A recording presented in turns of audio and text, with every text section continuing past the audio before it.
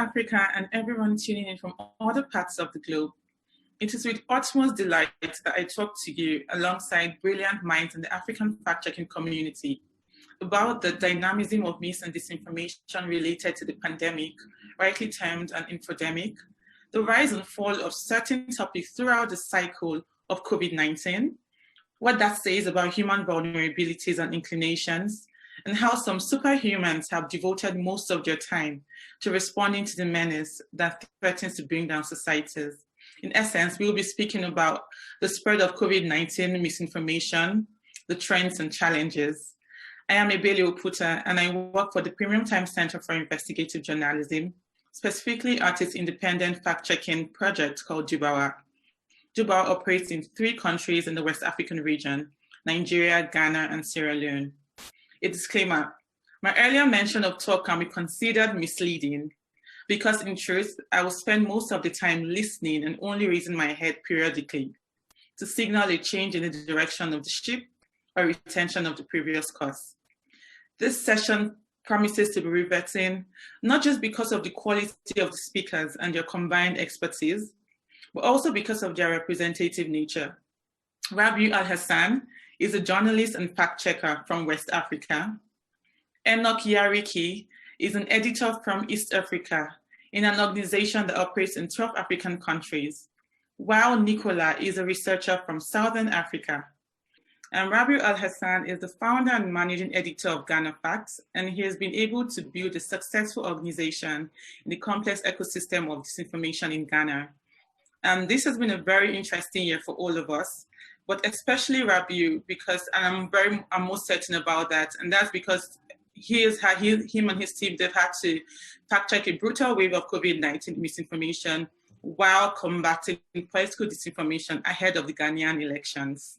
So my question to you is this: in the opening session of this conference, Jacques Powell, a foremost investigative journalist, while explaining his 10 guidelines for writing an investigative book, he said, "The human narrative is the key to what makes a readable investigative journalism book. It must not focus on facts or data." And this point is particularly important because the pandemic brought to fore the vulnerabilities and biases of humans. I would like to know, did you have to change your writing style? And please tell us, what trends did you notice that were particular to your region or country? Thank you very much, Ebele, and it's a pleasure to be on the panel with you all, Enoch, Nicola, and Ebele. So exactly the question you asked, we're thrown into the deep end as a fact-checking organization, fact-checking misinformation around the pandemic. And we were largely a new fact-checking organization. We only got to be signatories of the International Fact-Checking Network some few months ago.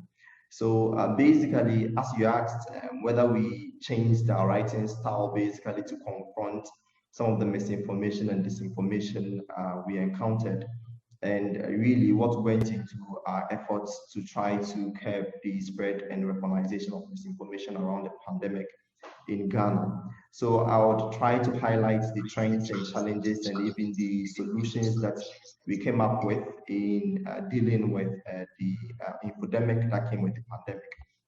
So I'll start by giving an overview of what my presentation is going to be about. Basically, I'm going to look at some of the very key issues that came up with regards questions people wanted answers to in dealing with the pandemic. I think my presentation, yes. So I'm going to highlight some of the key questions that came up. The COVID-19 was relatively a new virus, and the World Health Organization did state that answers were being sought for lots of questions, and through these questions, it dovetailed into the kinds of misinformation and forms of misinformation we observed, from the sophisticated changes to HTML codes, or from the front end of credible websites to tweak their headlines, to simple errors we witnessed from credible organizations trying to communicate data with regards to the number of people who had been confirmed to have contracted the coronavirus, the number of deaths that had been recorded. to information gap we witnessed, where the credible organizations, health authorities were expecting to relay information to the public, sometimes when they were not up to it. That gap allowed for people to chime in and spread misinformation. Then we would come to where some African countries, or for us here in Ghana, it looks like we've reversed some of the restrictions that were imposed earlier, and that has meant that we have accepted that we are going to be living with the virus. And what that has meant for the questions that people were asking earlier, reinforcing their biases, as you mentioned, Billy. Basically, people are asking whether even the virus is still real. So some of the work that we have done has become very crucial in trying to remind people that COVID-19 still exists and they would have to be wary, observe all the social distancing and all the protocols that have been mentioned. So let me zoom in straight to the first leg of the issues I would want to mention, which is the seeking for answers. Basically, relatively new COVID-19 hits the world, and people were wondering, where is this virus coming from? And this meant that in seeking for answers for this question, it meant people would want to try to give answers if even they don't have that, which meant misinformers and disinformers took opportunity to put out information in relation to it coming from maybe some lab somewhere in China, it's being cooked up somewhere in a lab in China, some suggesting that beyond that, it could be possible that some African countries who were not recording cases of COVID-19 was because of how hot the weather was. And this also is about why was Sub-Saharan Africa being late in recording cases of COVID-19. Nigeria being the first in Sub-Saharan Africa in late February to record a case. Some were particularly pointing to that, where they were quite questioning why Africa was being late in recording cases of COVID-19. Others were also particular with why whether Africans could actually survive this, because there were concerns that whilst COVID-19 was wreaking havoc in other parts of the world, the weak health infrastructure in most African countries would mean that Africans would be hit hard by this.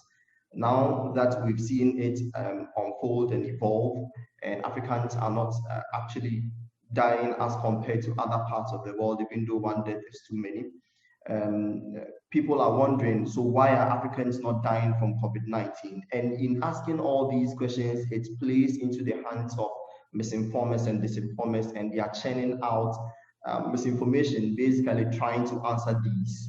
Now, because of this, also people are asking, could there possibly be herbal cures on the African continent to help deal with COVID-19? And this played into lots of the things we flagged, which would mean, if you look at some of the things we flagged as misinformation, people were spreading issues about alcohol helping curb coronavirus. If you drink alcohol, it can help deal with coronavirus. I just suggested if you chew raw onion, it can help deal with it. Others were suggesting some concoctions could help deal with coronavirus on the African continent.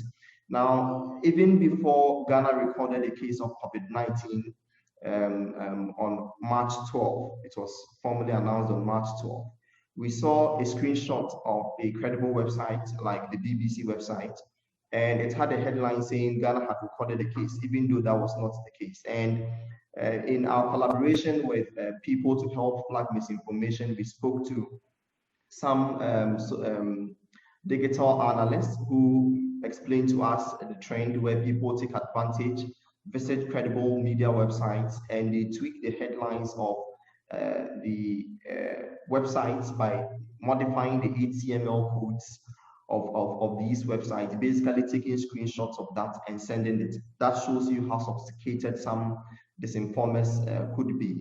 Beyond that, also, there was where we had a situation where we had to correct an information that was put out by the West Africa Health Organization, basically on the number of COVID-19 cases that were being reported in Ghana and the number of recoveries, which was more or less a simple error with regards to the numbers.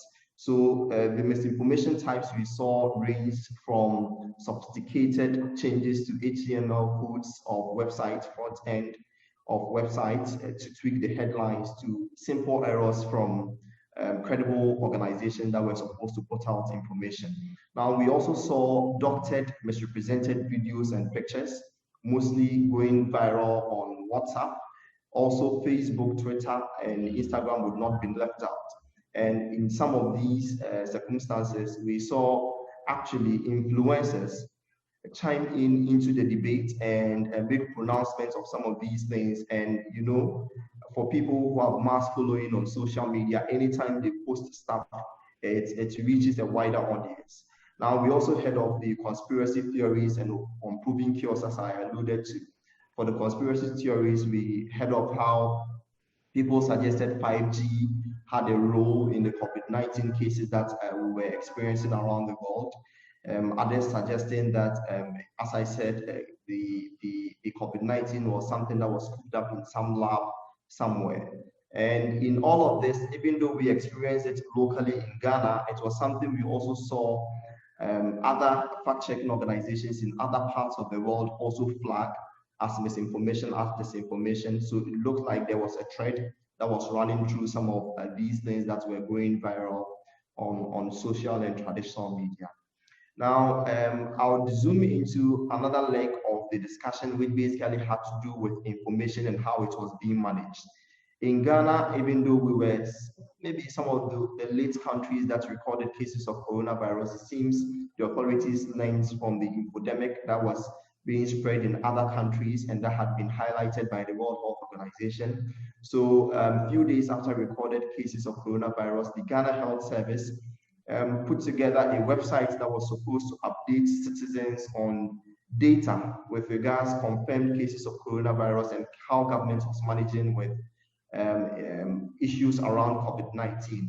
Now, there was also the availability of health authorities to help curb the infodemic that had come with the pandemic. So anytime we chanced on any misinformation, we knew we had a reliable person at the Ghana Health Service, at the Ghana Medical Association, or even the World Health Organization communications unit in country and in the sub-region to help us deal promptly with the information we wanted to put out, the credible information we wanted to put out. But this also led to one key issue of information gap. So anytime there was a gap in relaying credible information to the public, we saw how actively misinformers and people leveraged on the gap to put out some narrative. Mostly it ended up to be not true. So basically in Ghana, a specific example was when we saw that the Ghana Health Service website, which was dedicated to update citizens on the COVID-19 pandemic in the country, basically went down briefly. And in that brief moment, some few hours, I think about 3 hours, it went down because it was going to be updated. We saw on Twitter how people kind of championed a narrative saying that the government was wiping credible information on the spread of COVID-19 in the country off the website. Basically, government was massaging data on the website. And we had to step in to do more or less a fact sheet detailing what had happened and getting perspectives from the Ghana Health Service as to what they were really doing to the website in terms of updating it to ensure people could easily visit the website and consume more credible information.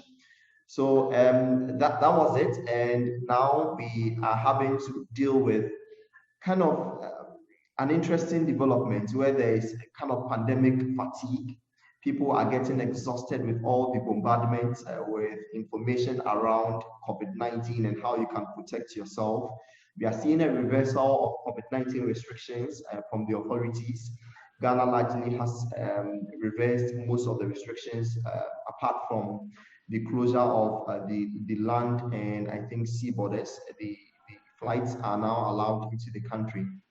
Now with this has also come our preparation towards our elections in some few months, I think in December.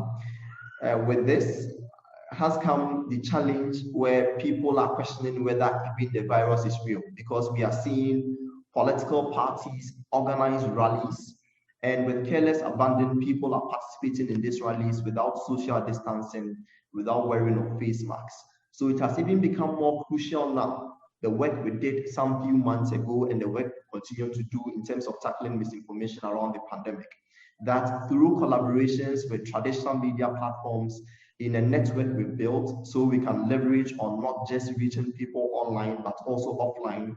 We are encouraging traditional media platforms to re-echo some of the fact checks that we've put out on their traditional media platform, that is radio and TV. From data, we know that about 10 million Ghanaians are connected to the internet out of a population of 30 million. So a large majority of the population consume news via radio and TV. So through this collaboration, we can reach people both online and offline. And I should also mention that we were part of the IFCN COVID-19 Alliance that brought together more than 100 fact-checking organizations around the world to help tackle misinformation around the pandemic. We've managed as an alliance to publish more than 5,000 reports, and all this can be found in a database. So anybody who chances on any misinformation can visit this database and get all the corrected, verified information that you need to deal with or manage the way you work around the pandemic. And as I mentioned, the Ghana Fact Checking Network is bringing together more than 30 traditional media platforms, including radio and TV, to republish our work and ensure that citizens get credible information around the pandemic. Thank you, Rabi. You had so many insightful things in your session.